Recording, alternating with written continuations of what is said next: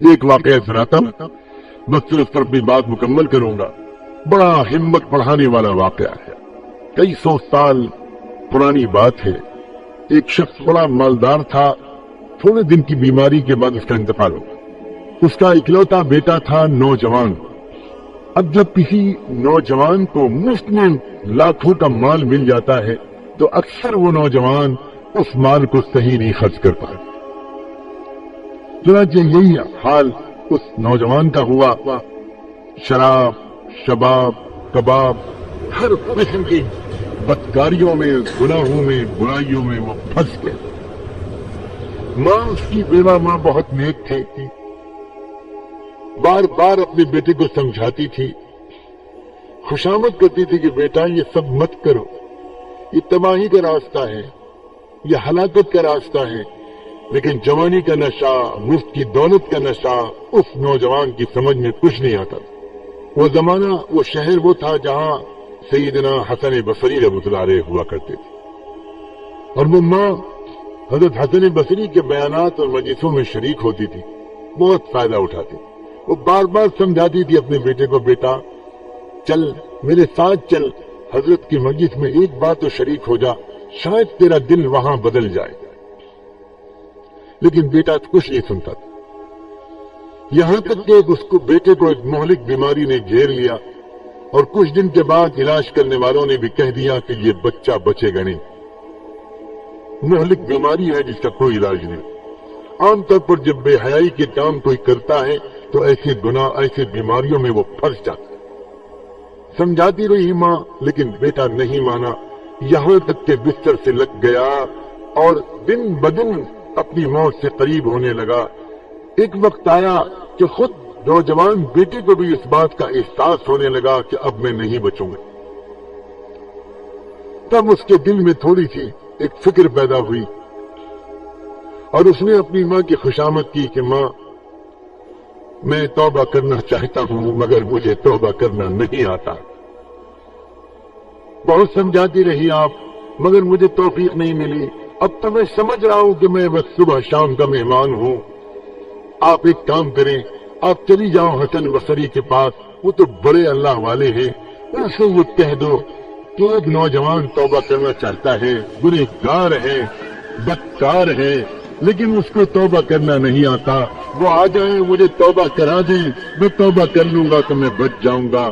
ماں خوش ہو گئی، جلدی سے تیار ہو کر گئی پردے کے ساتھ، ان کی خدمت میں حاضر ہوئی، سلام کیا، تعارف کرایا۔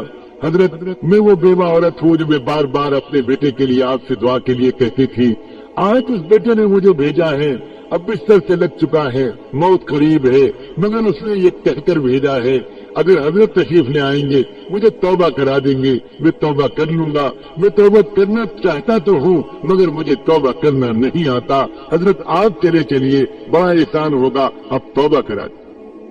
حضرت حسن بصری نے کہا کہ نہیں بھائی، میں اس وقت تو نہیں جا سکتا، مجھے تو درس دینا ہے۔ سینکڑوں اور ہزاروں لوگ درس حدیث کے لیے بے چین انتظار میں بیٹھے ہیں، میں اس وقت تو نہیں جا سکتا۔ معذرت کر لی انہوں نے۔ ماں بیچاری اداس واپس آ گئی، بیٹا دروازے کو تک رہا تھا۔ ماں کیا ہوا؟ ماں نے کہا بیٹا تو بڑا بدنصیب ہے، میں زندگی میں تجھے ان کے پاس لے جانے کی بات کرتی رہی، تو نہیں گیا، آج ان سے کہا تو وہ نہیں آئے، تیرا نصیب ہی خراب۔ بیٹا رونے لگا، روتے روتے اس نے کہا ماں گواہ رہنا، میں اپنے اللہ سے توبہ کرتا ہوں، اور کہنے لگا اللہ آپ مغفرت کے لیے حسن بصری کے محتاج نہیں ہیں، اللہ آپ ان کی آمد کے محتاج نہیں ہیں، اللہ دنیا کا سب سے بڑا مجھے بندہ اس وقت آپ سے معافی مانگ رہا ہے، اللہ مجھے معاف کر دیجئے، میں جان رہا ہوں اب میں آپ کے پاس آنے والا ہوں، اللہ مجھے سزا مت دیجیے گا، اللہ مجھے معاف کر دیجیے گا۔ یہ کہا اور یہ کہتے کہتے ماں سے کہنے لگا ماں میں چلا اور چلنے چلتے دو باتیں کہتا ہوں، مان لینا مجھے مرنے کے بعد مسلمانوں کے قبرستان میں مت دفن کرنا، مجھے کسی گھر کے کسی آنگن کے کونے میں دفن کر دینا، اگر مسلمانوں کے قبرستان میں دفن کرو گی تو مجھے اتنی سخت سزا ملے گی کہ میرے بغل میں جو مردہ ہوگا اس کو بھی تکلیف پہنچے گی، اس لیے مجھے مسلمانوں کے قبرستان میں مت دفن کرنا۔ ماں، اور دوسری بات یہ ہے، میرے مرنے کے بعد اپنے دوپٹے چادر سے میرے گلے میں پھندا ڈالنا اور میری لاش کو مرے ہوئے کتے کی طرح اس شہر کی سڑکوں اور گلیوں میں گھسیٹنا، تاکہ میرے دوست نوجوان ساتھی یہ دیکھیں کہ اس طرح کی زندگی گزارنے والے کا یہ حشر ہوتا ہے، شاید وہ پہلے ہی توبہ کر لیں۔ ماں، میری دونوں باتوں کو مان لینا، کلمہ پڑھا، استغفار کا کلمہ پڑھا اور جان نکل گئی۔ تھوڑی دیر تک ماں روتی رہی، بیٹھی ہوئی، پھر کیا کرتی، کب تک بیٹھی رہتی، بچے کے جسم پر چادر ڈالی، محلے والوں سے جا کر کہا میرا بیٹا انتقال کر گیا، گھر میں اور کوئی مرد نہیں ہے، تم جانتے ہو، تم مدد کر دو میری، اس کو نہلانا، غسل دینا، کفن پہنانا، دفن کرنا، یہ سب تم کرو، اللہ تم کو جزائے خیر دے۔ میں پردے میں جاتی ہوں، تم اس کے بدن کو، جسم کو، لاش کو اٹھا لاؤ اور پھر اس کی تیاری کرو۔ تجہیز و تقسیم کی۔ لوگوں نے کہا بہت اچھا، آپ الگ ہو جائیے، میں ابھی ہم لوگ آتے ہیں اور لے جاتے ہیں اور خدمت کریں گے، آپ بالکل فکر نہ کرو۔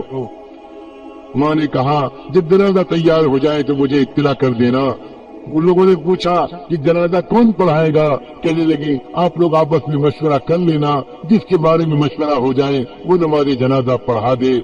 تو ایک دم سے ماں کو خیال آیا، اور ماں اپنی ممتا سے مجبور، ماں اپنی محبت سے مجبور، ماں وہ ایک مرتبہ پھر برقع اوڑھ کر حضرت حسن بصری کے پاس حاضر ہوئی اور وہاں جا کر پھر ایک مرتبہ کہا وہ نوجوان کے لیے میں آپ کے پاس آئی تھی کہ چل کر توبہ کرا دیجئے، اس کا انتقال ہو گیا ہے، حضرت میں آپ کو اللہ رسول کا واسطہ دیتی ہوں، تو ایک مرتبہ آپ اتنا کرم کر دیجئے، آ جائیے اور میرے بیٹے کی نماز جنازہ پڑھا دیجیے، شاید آپ کی نماز جنازہ پڑھا دینے کی برکت سے میرا بیٹا سزا سے بچ جائے، اس کی مغفرت ہو جائے۔ حضرت حسن بصری سنتے ہی جلال میں آ گئے، کہنے لگے میں ایسے شخص کی نماز جنازہ نہیں پڑھا سکتا جس نے کبھی زندگی میں کوئی نماز نہ پڑھی ہو، میں نہیں پڑھاؤں۔ ماں پھر واپس آ گئی اور واپس آ کر اس نے محلے والوں سے کہا کہ آپ لوگ جس کے بارے میں رائے مشورہ ہو اس کو طے کر لیجئے گا اور وہ نماز پڑھا دے۔ سب تیاری کے بعد محلے والے مشورے کے لیے بیٹھے ہوئے تھے کہ کون نماز جنازہ پڑھائے۔ اتنے میں دروازے پر دستک ہوئی اور ماں دروازے پر گئی، پردے کا خیال کر کے پوچھا کون صاحب ہیں؟ تو باہر سے جواب آیا میں حسن بصری ہوں۔ ماں حیران رہ گئی، کہنے لگی حضرت آپ آ گئے، اللہ آپ پہ درجے بلند کرے، اللہ آپ پہ درجے بلند کرے، یہ آپ کی مہربانی ہے کہ آپ آ گئے، ٹھہریے میں بھاگ کے جاتی ہوں کہیں میں نماز جنازہ شروع نہ کر دیں۔ کہنے لگے حضرت حسن بصری بہن پہلے سن تو لو کہ میں کیوں آیا ہوں، میں نے تو تم کو ڈانٹ کے بھگا دیا تھا، واپس کر دیا تھا، اس کے بعد میرے قیلولے کا وقت تھا، میں ذرا دیر کے لیے لیٹا، میری آنکھ لگی، مجھے ایسا سنائی پڑا جیسے اللہ مجھے ڈانٹ رہا ہے اور اللہ کہہ رہا ہے حسن تم میرے کیسے ولی ہو کہ تم میرے ایک دوست کی نماز جنازہ پڑھنے سے انکار کرتے ہو، جلدی جاؤ